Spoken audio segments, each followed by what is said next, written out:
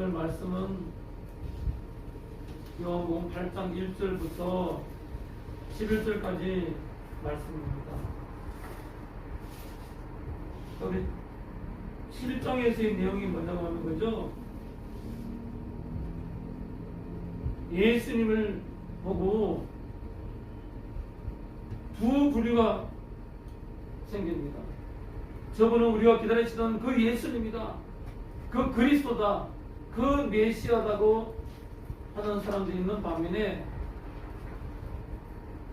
유대 지도자를 비롯한 또 다른 부류는 어떻게 갈릴리에서 그리스도가 나올 수 있느냐,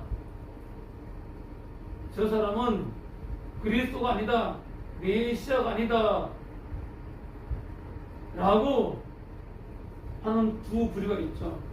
하지만 실질적으로 예수님은 갈릴리, 즉 나사렛에서 자라셨지만 성경 말씀대로 베들레헴에서 예수님은 태어나셨고, 다윗의 계보 가운데 다윗의 자손으로 성경 그대로 태어나셨습니다. 하지만 자란 곳이 나사렛, 즉 갈릴리이기 때문에 사람들은 이 예수님이 성경에서 예언된 분이심을 알지 못했던 것이죠. 오해하고 있습니다. 자, 그래서 그들이 51절과 52절 말씀을 통해서, 그죠? 그런 말이 오갔고 53절에는 각자 자기 집으로 돌아갔습니다. 자, 이어서 8장 오늘 1절 말씀은 그들은 각자 집으로 돌아갔지만 예수님은 어디로 가셨다고 나와 있습니까? 예수님은 올리브산으로 가셨다라고 하고 있습니다. 자, 올리브산은요, 이거 보시면 여기 지금 이 산이 올리브산이라고 합니다. 저는 가보지는 못했습니다. 꼭 한번 성전 가고 싶은데, 예, 가보지 못했는데 사진으로 제가 다운받은 겁니다. 이게 올리브산이라고 하는데요, 이 올리브산은 예루살렘 동쪽에 있고요, 해발이 그렇게 높지가 않아요. 해발이 826m예요. 이 예루살렘 자체가 높은 지대입니다. 그래서 예루살렘에서 본다면 그냥 작은 언덕에 불과해요. 예루살렘 자체가 높은 지대이기 때문에.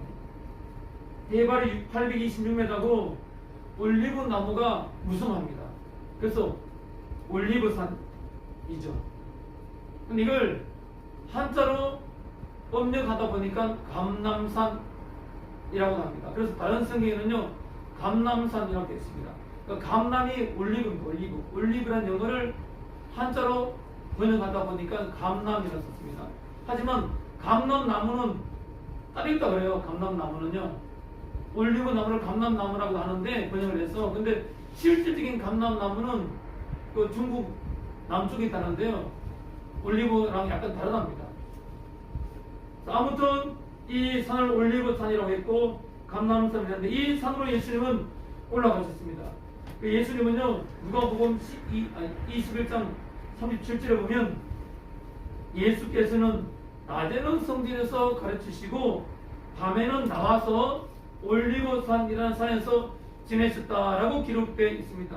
그래서 이를 보아서 예수님은 예루살렘에 머무르시는 동안 낮에는 성전에서 하나님의 말씀을 가르치셨고 밤에는 올리브산에서 쉬시면서 기도하면서 쉬셨음을 알 수 있습니다.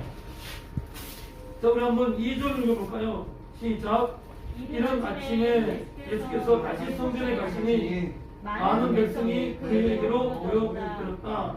예수께서 앉아서 그들을 가르치실 때, 자, 이른 아침이라고 나와 있는데요, 예수님께서는 밤새 감람산에서 기도하시고 쉬셨고, 이른 아침, 우리는 이른 아침 예배를 드리는데, 이때 이른 아침은 몇 시인지는 정확히 모르겠습니다. 하지만 이 이른 아침으로 번역된 원어는요 새벽을 뜻하기도 하고 아침 일찍 시간을 뜻하기도 합니다. 오늘 여기는 아침 일찍 시간을 뜻했는데 뭐 제가 생각할 때는 8시 안 됐겠습니까? 그죠? 8시 안으로 아니면 7시 정도 안으로 그죠? 이른 아침 그 이른 아침에 예수님께서 다시 성전에 가셨다는 얘기는 다시 가셨다는 얘기는 그 전에도 가셨다는 얘기겠죠. 자, 요한복음 7장 14절 말씀에 이런 말씀이 있습니다. 명절이 중간쯤 접어들었을 때 예수께서 성전에 올라가셔서 가르치셨다. 그래서 저분은 가르치셨기 때문에 지금 다시라는 표현을 썼습니다. 자, 다시 성전에 가시니 많은 백성이 그에게로 몰려들었다 라고 하십니다. 자, 예수님은요 때를 어떤지 못 어떤지 말씀을 가르쳐 주셨어요. 우리 여기 앞장에 보시면 6장이 나오죠. 6장 59절 말씀을 제가 읽어 드릴게요. 자, 예수께서 가버나움 회당에서 가르치실 때 하신 말씀이다 하면서 가르치셨다는 말이 나오고 7장 14절에 이렇게 나와 있습니다. 명절이 중간쯤 접어들었을 즈음에 예수께서 성전에 올라가서 가르치셨다. 그리고 18장 20절 말씀에 예수께서 대답하셨다. 나는 드러내놓고 세상에 말하였소. 나는 언제나 모든 유대 사람이 모이는 회당과 성전에서 가르쳤으며 아무것도 숨어서 말한 것이 없어 라면서 예수님은 기회 있을 때마다 때가 될 때마다 때를 어떤지 못 어떤지 말씀을 가르쳤음을 우리는 알 수 있습니다. 자, 하나님의 말씀만이 백성들의 심령을 천국 부하로 가득 채워줄 수 있는 유일한 방도이기 때문입니다. 가르침은 예수님의 주된 사명 중 하나였습니다. 자, 예수님은 우리에게 말씀하십니다. 마태복음 28장 19절에서 20절 말씀인데요. 자, 개역 개정으로 말씀드려 본다면, 그러므로 너희는 가서 모든 민족을 제자로 삼아서 아버지와 아들과 성령의 이름으로 세례를 베풀고 내가 너희에게 분부한 모든 것을 가르쳐 지키게 하라. 볼지어다 내가 세상 끝날까지 너희와 함께하리라 고 말씀하셨습니다. 예수님은 이렇게 가르치는 사명을 우리에게 주셨습니다. 그래서 우리도요, 우리가 알고 있는 예수님, 우리가 알고 있는 이 복음, 기쁜 소식 뭡니까? 복음이잖아요. 복음이 기쁜 소식이고, 예수로 말미암아 내 인생의 삶이 바뀌는 이 기쁜 소식, 내 영혼이 바뀌는 이 기쁜 소식을 예수님께서 날마다 때를 얻든지 못 얻든지 다른 사람들에게 하나님 나라에 대해서 가르치신 것처럼 우리도 우리 삶을 통해서, 나의 삶을 통해서, 그 입술을 통해서 다른 사람들에게 이 예수 그리스도의 복음을 전해야 되는 그런 사명을 우리에게 하나님께서 주셨음을 명심하시기 바랍니다. 자, 예수님이 백성들을 성전에서 가르치실 때, 그때 3절 보고 있습니다. 시작. 율법학자들과 바리새파 사람들이 간음을 하다가 잡힌 여자를 끌고 와서 가운데에 세워놓고, 자, 히브리어 3대 고전이 있습니다. 그건요, 구약 성경, 그리고 미시나, 탈무드, 이 세 개가 히브리어로 된 3대 고전입니다. 그 중에서요, 미시나가 있는데요. 이 미시나는요, 바리새파 랍비들을 중심으로 유대 문화에 구전되어 오던 토라, 즉 율법을 기록으로 옮긴 문헌인데, 거기에는 결혼한 여자나 약혼한 여성이 외간 남자와 통정 중에 현장에서 잡히면 현장에서 바로 교살하도록 그게 되어 있습니다. 그런데 본문의 예인을 보면요, 끌고 갔잖아요. 현장에서 죽임을 당하지 않았고 남자는 나타나지 않고 있습니다. 미시나 법에 보면은 둘 다 즉시 교살하러 했는데 남자는 나타나지 않았고, 그리고 여자는 끌고 갔다는 얘기죠. 간음을 하다가 현장에서 붙잡혀서 심판을 받고자 성전까지 끌려온 여자입니다. 밤도 아닌 제가 이른 아침에 예수님께서 가르치시려고 할 때 그 이른 아침에 사람들이 모이는 그 현장에 간음을 여자가 끌려왔습니다. 그 현장에서 그 이른 아침에 이런 간음, 이런 부도덕한 행위가 이루어졌으니 얼마나 참담한 일입니까? 그리고 이렇게 사탄은 시와 때를 가리지 않고 우리의 욕정의 죄성을 자극한다는 얘기입니다. 그러니 우리는 늘 말씀으로 깨어 있어야 됩니다. 여기 의문이 있는데요. 남자는 어디 가고 여자만 잡혀왔을까요? 그리고 유대 지도자들은 그들의 간음 현장을 어떻게 알고 현장을 덮쳤을까요?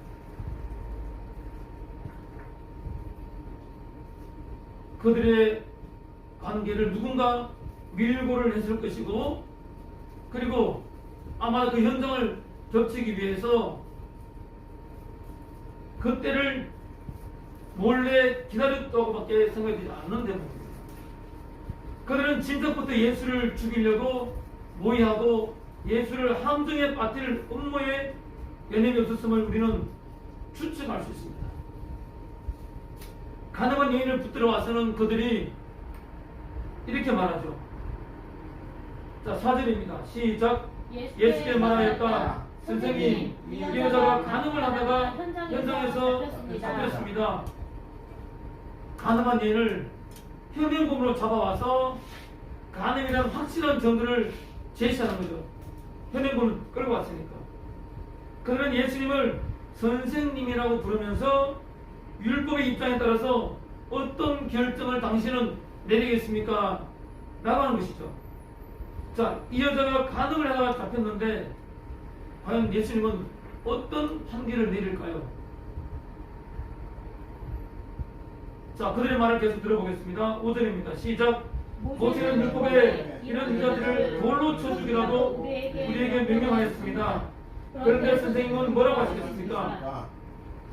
자, 간음하는 경우에 모세 율법은요, 해당 간부, 그러니까 간음하는 남자, 그리고 간음한 여자와 음부에게 죽음을 선고했습니다. 레위기 20장 10절 말씀을 드리겠습니다. 남자가 다른 남자의 아내, 곧 자기의 이웃집 아내와 간통하면 간음한 두 남녀는 반드시 함께 사형에 처해야 한다라고 레위기 20장 10절 말씀에 기록되어 있습니다. 이게 모세 율법이죠.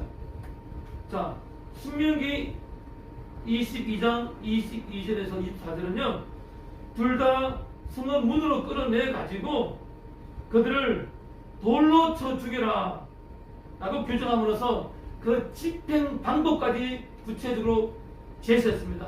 모세 율법으로. 그러므로 서기관들과 바리새인들이 율법의 해석에 대한 자체는 잘못된 게 아닙니다.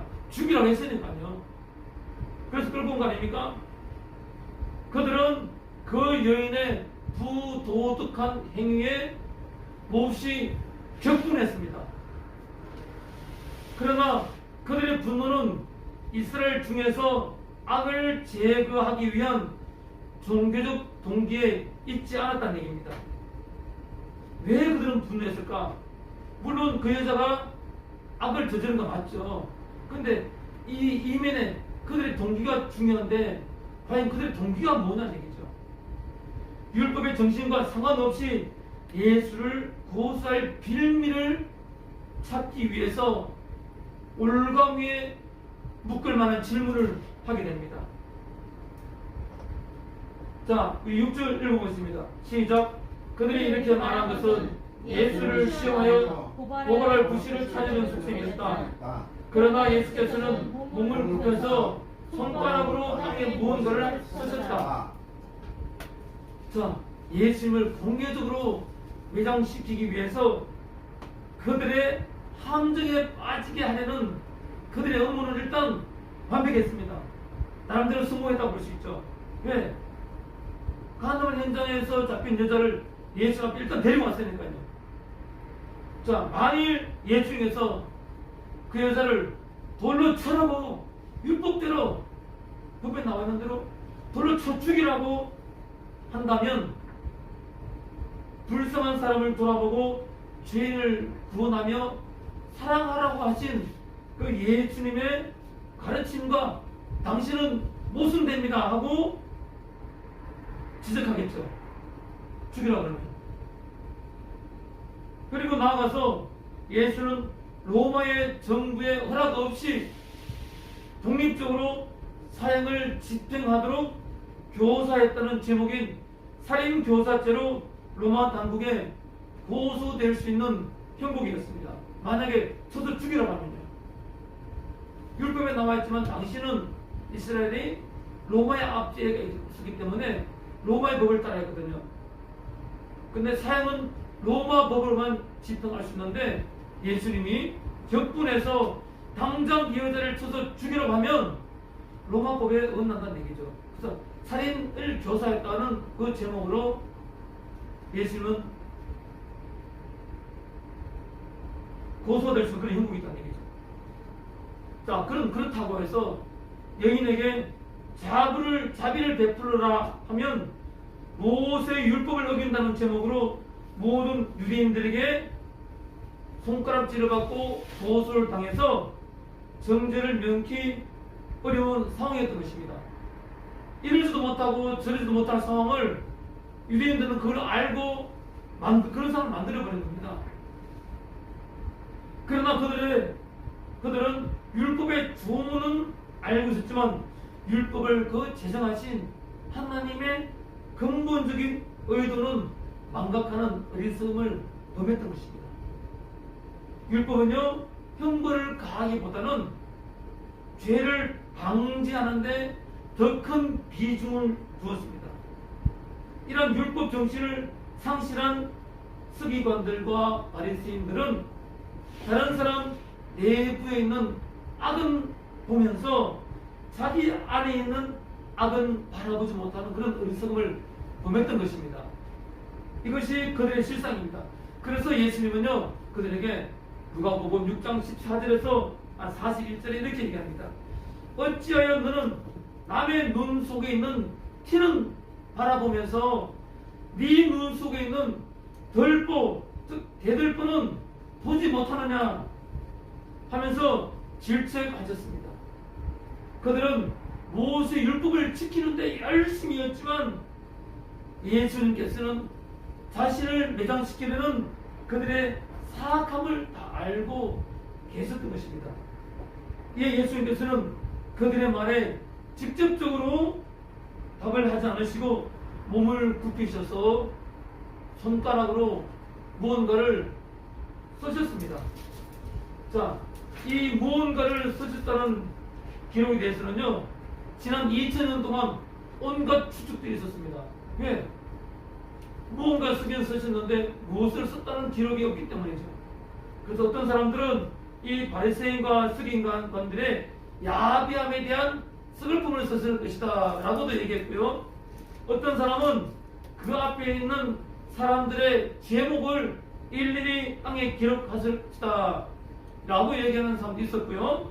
어떤 사람들은 아무런 의미가 없는 것으로서 주변에 흥분된 분위기를 가라앉히려는 그런 몸짓이었다라고 해석하는 사람도 있습니다. 자, 여기에서 그 내용이 무엇인가는 그렇게 중요하지 않습니다. 하지만 우리 7절 말씀을 비춰보면요, 그 7절에 그들이 다그쳐 물으니 예수께서 몸을 일으켜 그들에게 말씀하셨다. 너희 가운데서 죄가 없는 사람이 먼저 이 여자에게 돌을 던져라 하고 했는데 한참 글을 쓰고 난 다음에 얘기를 하셨거든요. 이 말씀에 비추어 봤을 때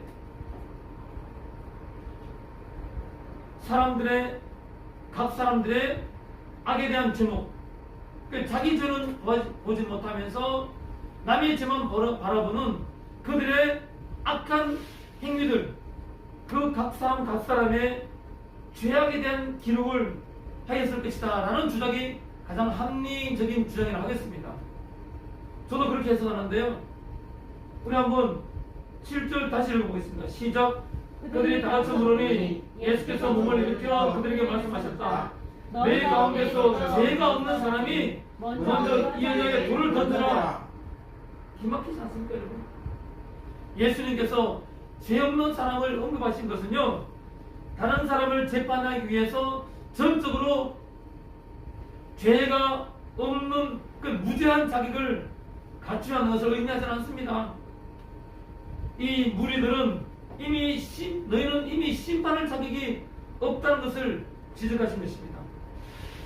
간음을 한 여인을 돌로 쳐여서 죽여야 한다는 율법의 그 집행에 열심을 내던 그 사람들에게 예수님은 과연 너희들의 그 동기가 순수한 것이냐라고 지금 질책하는 것이죠.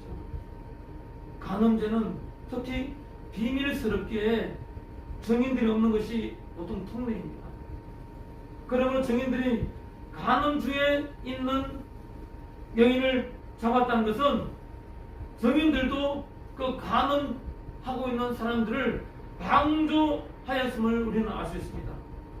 만일 사실이 그러하다면 간음을 저지른 죄도 문제지만 그걸 고의로 묵과했던 사람들도 여인에게 돌을 던질 수 없는 죄를 지은 것이죠. 간음 방조죄. 한 걸음 더 나아가서 예수님의 질문은 하나님 앞에서 너희들의 삶이 과연 어떠했는가를 지금 예리하게 지적하는 것입니다. 서기관들과 바리새인들은 하나님의 이름을 일컫는 자들입니다. 그리고 하나님의 정의를 옹호하는 자들로 스스로 자처한 자들입니다. 그렇지만 자신들의 눈은 죄로 인해서 어두워진 것을 모르고 있었고 오직 자기의 의만 내세울 따름이었습니다. 자신의 죄는 보지 못하고 다른 사람의 죄만 지적하는, 나는 의롭다는 그런 것으로 가득 차 있는 사람들이었던 거죠. 하지만 예수님의 이 말씀, 너희 가운데서 죄가 없는 사람이 먼저 이 여자에게 돌을 던지라고 하면서 그들이 자신이 얼마나 큰 죄악 덩어리인지 자신의 모습을 벌거벗은 상태로 보게 했던 그 질문이었던 것입니다. 히브리서 4장 12절과 13절 말씀, 이런 말씀이 있습니다. 하나님의 말씀은 살아있고 활력에서 자의 날씨는 어떤 금보다도 예리하여 홈과 연과 및 관절과 골수를 찔러 쪼개기까지 하며 하나님 앞에서는 우리의 품은 생각과 의도를 다 밝혀낸다는 말씀이 있습니다. 그리고 이어지는 13절 말씀에 하나님 앞에서는 어떤 피조물도 숨길 수 없고 모든 것이 그의 눈앞에 벌거숭이로 드러나 있습니다.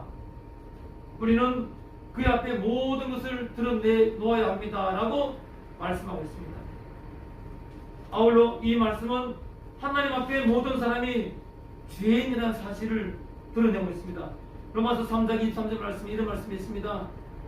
모든 사람이 죄를 범하였음에 하나님의 영광에 이르지 못하더니 세상에 어떤 사람도 그 누구도 죄 짓지 않는 사람이 없다는 말씀입니다. 그리고 죄 지은 사람은 어떤 누구도 상대편에 대해서 정죄할 자격이 없다는 얘기입니다. 당신은 죄 때문에 구원받지 못해요.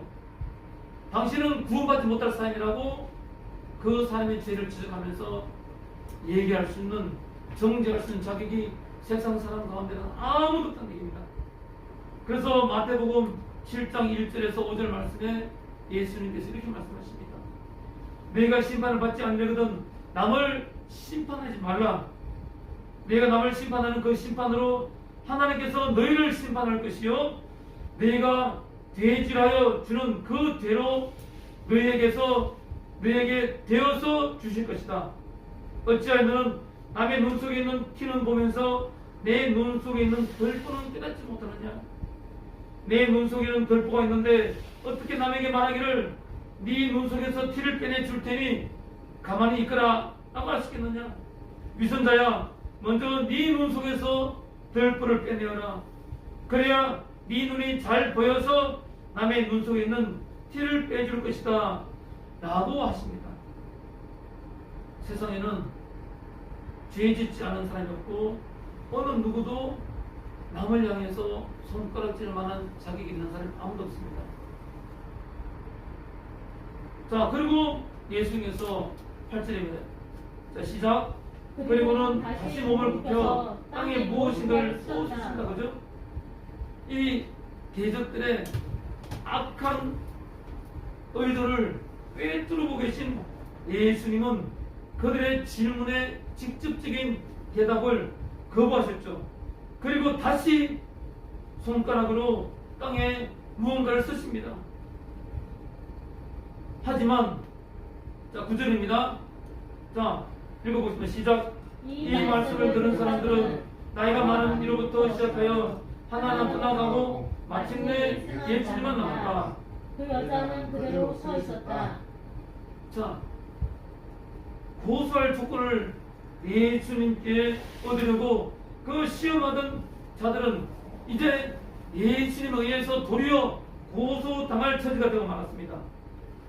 그래서 어른으로 시작해서 젊은이까지 하나하나 자신의 온전히 무죄하다는 그 공언을 할 수 있는 사람은 아무도 없었기 때문에 하나씩 다 떠나게 됩니다. 자, 우리 10절입니다. 읽어보겠습니다. 시작. 예수께서 몸을 일으키시고 여자에게 말씀하셨다. 여자야, 사람들은 어디에 있느냐? 너를 정죄한 사람이 한 사람도 없느냐? 예수님은 고소자들의 대답을 오랫동안 기다렸지만 아무도 그 일을 처치하고자 선뜻 나서지 못했습니다. 왜냐하면 예수님은 그들의 죄를 다 알고 계신다는 그 생각을 했기 때문이죠. 내가 내 죄를 알고 있듯이 예수님도 나의 죄를 알고 있다. 예수님께서 죄 없는 자가 돌을 치렀을 때, 그리고 예수님께서 무언가를 땅에 쓰셨을 때 그들은 그걸 먹었을 겁니다. 내가 죄인이구나 하고 자신을 돌아보니 돌로 쳐 죽일 사람이 그 여인이 아니라 나구나 하고 깨달았기 때문에 그들은 물러갔습니다. 그것은 그 여인에게 죄가 없었기 때문이 아니라 예수님께서 그들 자신의 죄성을 깨우쳐 주셨기 때문입니다. 그 여인의 행위도 부도덕하였지만 그들의 그 일을 고소했던, 죽이려 했던 그들의 내면 역시 사악했던 것이죠. 그리고 한 걸음 더 나아가서 죄인이 죄인을 결코 정죄할 수 없으며 인간의 죄를 판결할 수 있는 분은 오직 하나님 뿐임을 가르쳐 주시는 대목입니다. 자, 우리 11절을 보겠습니다. 시작. 여자가 대답하였다. 주님, 한 사람도 없습니다. 예수께서 말씀하셨다. 나도 너를 정죄하지 않는다. 가서 이제부터는 다시 죄를 짓지 말아라. 예수님은 7절에 표현된 죄 없는 자, 예수님은 죄 없는 자였지만 그 역시 예수님은 정죄하지 않으십니다. 왜냐하면 예수님은 정죄하기 위해서 이 세상에 오신 것이 아니라 이런 양을 찾아서 구원을 시키려고 세상에 오셨기 때문입니다. 요한복음 3장 17절에 이렇게 말씀합니다. 하나님께서 아들을 세상에 보내신 것은 세상을 심판하려 하시는 것이 아니요 아들을 통해서 구원하려고 하시는 것이다. 예수님께서 정죄하고자 하신 것은 간음한 그 여인이 아니라 그 여인의 간음 죄 그 자체였던 것입니다. 예수님께서 여인을 용서할 수 있는 근거는 갈라디아서 3장 13절 말씀에 이렇게 나와 있습니다. 그리스도께서 우리를 위하여 저주를 받은 바 되사 율법의 저주에서 우리를 속량하셨다. 즉 우리 대신에 모든 죄를 죄값을 치르셨기 때문에 예수님은 그 여자를 용서할 수 있는 자격이 되었던 것입니다. 그러므로 예수가 있는 자에게는요 결코 정죄함이 없습니다. 로마서 8장 1절 말씀입니다. 그러므로 예수 안에 있는 자에게는 결코 정죄함이 없다. 용서는 죄와의 단절을 요구합니다. 누구든지 그리스도 안에 있으면 새로운 피조물이 됩니다. 고린도서 5장 17절 말씀에 이전 것은 지나갔으니 보라 새 것이 되었도다 합니다. 보라 새 것이 되었도다. 예수 안에서는 그러므로 새로운 피조물로서의 합당한 삶의 양식이 오늘 예수님은 제시하고 있습니다. 다시는 죄짓지 마라. 다시는 죄짓지 마라. 그 이유는 그때 회개하고 평생 예수님을 따라다니는 예수님의 신실한 여종이 되었습니다. 여러분 그 장면을 생각해 보십시오. 우리 성경 말씀에 이렇게 보는 것 안 같은데요. 그 현장에 잡혔던 그 수모 얼마나 창피하겠습니까? 부끄럽겠습니까? 근데 수모를 떠나가지고 그때는요 그 현장에 발각되면 즉시 거기서 돌로 쳐서 죽이끔 되어 있습니다. 그 죽음 현장인 거예요. 수치와 죽음, 두려움이 동시에 있던 그 현장에서 예수님은요 그 여인을 변호하는 거죠. 그 끌고 어떻게 끌고 가겠습니까? 이리 오세요, 이리 와서 발짝 뛰고 이렇게 왔겠습니까? 아니겠죠. 머리끄댕이 잡고 패대기 치고 발로 짓밟으면서 끌고 왔지 않겠습니까? 죽일 여자니까요. 가난한 여자니까요. 그 끌고 그 공기된 땅에 와서 온갖 사람들 숨어 나가면서 공개적으로 간음했다고 얘기하고 수많은 사람들이 모여가지고 죽이라 하는데 예수 당신 어떻게 판단하시겠습니까? 할 때 여러분 같았으면 어떻게 판단하시겠습니까? 솔로몬에게 두 여인이 왔습니다. 한 애를 데리고 왔어요. 애기를 데리고 왔어요. 서로 자기 애라고 합니다. 여러분 어떻게 판단하시겠습니까? 솔로몬은 애를 죽이라고 하죠. 그때 진짜 애기 엄마는 죽이지 말라고 대언합니다. 하지만 가짜 엄마는 죽이라고 하죠. 그때 솔로몬의 지혜로 진짜 말 찾았습니다. 예수님이 가늠한 여자가 왔는데 율법대로 처벌하게 되면은 저 사람 자비를 가르치면서 사랑을 가르치면서 구원하라고 하시면서 말뿐이다라고 사람들부터 손가락질 받았을 거고 용서해 주라 하면 율법도 모르는 사람이 무슨 율법을 가르치냐고 또 손가락질 받았을 겁니다. 예수님이 토사구팽될 그런 상황이었던 거죠. 그 상황을 만들었는데 예수님 답을 보십시오. 그들은요 법을 이용해서 사람을 죽이려 했고 사람을 올가미로 묶을 생각만 했지 그 법이 주는 진정한 가치를 생각하지 못했다는 얘기입니다. 하지만 예수님은 그 여자를 정죄하지 않으셨습니다. 변호하시면서 다시는 죄를 짓지 말라고 하십니다. 옛날에 3명의 강도가 있었다고 합니다. 그래서 이렇게 살아서는 안 되겠다고 이제 그 3명이 서로 이제 다짐을 한 후에 고향에 돌아가서 농사를 짓기로 했답니다. 착하게 살기로 했을까? 신비한 노인이 나타나서 그들에게 금덩이를 줍니다. 3등을 주는 게 아니라 금덩이 하나를 준 거예요. 착하게 살겠다는 마음 먹은 사람한테 그들에게 3명의 강도는 그 금덩이를 안고 배에 올라타서 건너편 고향으로 가기 위해서 노를 쥐었습니다. 배가 강한 복판에 이르렀을 때 갑자기 한 사람이 다른 한 명을 강에 떠밀어 죽게 만듭니다. 이렇게 하면 내 분백이 목이 더 커지겠지 하면서 그 사람은 손을 들면서 말했습니다. 자, 이제 2사람 남았습니다.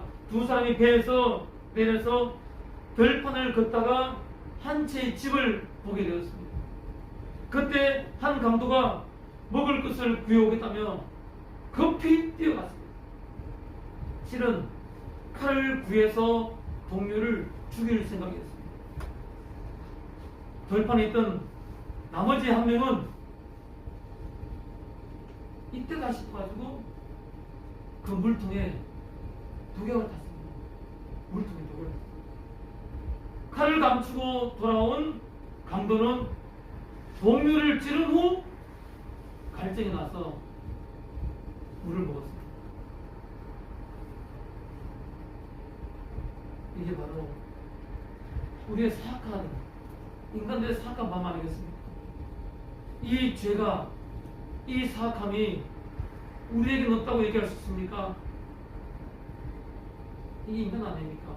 우리의 마음 아닙니까? 우리의 죄덩어리잖아요. 그 죄덩어리인, 그 가늠한 인처럼 죄덩어리인 그 유인이 바로 우리가 아니었을까요? 우리의 과거를 돌아봅시다. 저는 이 말씀을 보면서요, 제가 생각났습니다. 그 스쳐 지나가면은 별 생각 지나가는데 깊이 들여다보면요, 얼마나 많은 죄를 짓는지 모릅니다. 정말 창피하고 부끄러웠어요. 그걸 다 밖으로 드러낸 다음에 더럽고 추악하고 냄새났어요. 역겨워서. 저 솔직히 얘기합니다. 저는 토한 것을 또 먹는 개 같은 삶을 살았습니다. 정말 가치 없는 삶을 살았습니다. 그게 제 인생이었어요.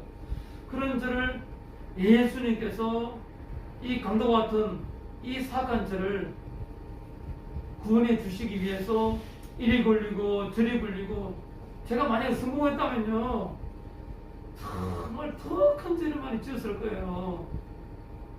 그걸 하나님께서 막으시기 위해서 안 되게 하시고 구부리게 하시고 온갖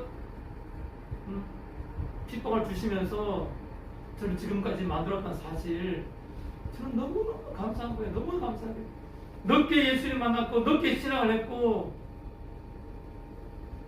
늦게 말씀을 체험했지만 얼마나 감사한지 모릅니까? 지금 늦지 않았다. 내 과거 50년의 삶이 그런 악한 삶, 가늠한 삶이었다면 남은 50년 삶